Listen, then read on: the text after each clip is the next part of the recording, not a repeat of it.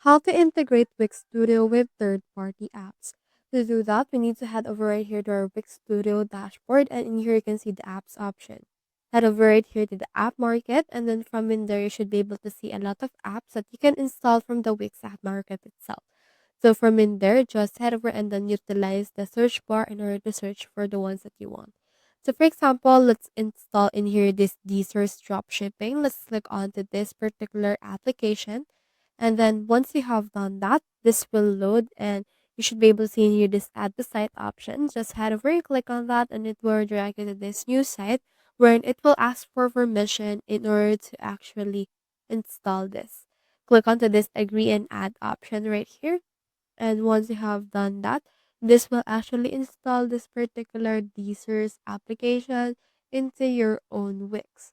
So from in there, it will be redirected to Deezer. Just log in and authorize.